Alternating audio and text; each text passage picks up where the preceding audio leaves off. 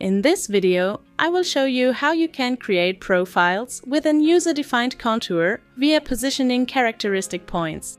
Here is a quick overview of the individual steps. Let's start by determining the size of the user-defined profile. Add new points to your component via the Additional Object Stocking window. Position the points in the properties via x0 and y0.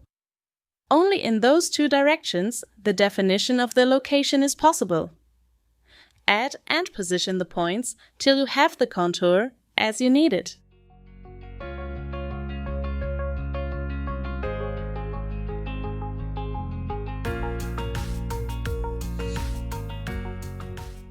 Next, assign the point code under Type to User-Defined Outline 0. To save time, you can select all points and assign all of them at once. The points must be created in the correct sequence. Now, let's create a profile from the contour. Add a profile and select the User-Defined Outline 0 under Type. Enter a thickness of, for example, 10 mm in dx. There are recommended settings for several profiles with different individual contours. In the Properties in the Developer section, select the User-Defined Outline 0 for the Develop outline, so that only the associated profile is displayed.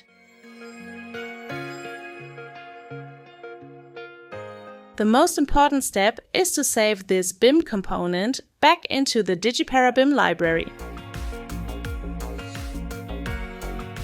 For more flexibility, you can assign points to 3D parameters. For example, for points 1 and 2, enter the parameter PBU_DZ in Y0. This profile created by the contour can be treated like any other profile.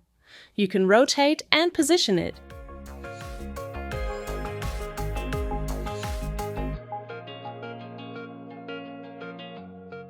Congratulations! You've successfully completed the playlist PL1 Product Loading. If you have any further questions or need additional assistance, feel free to reach out to our support team. Thanks for watching!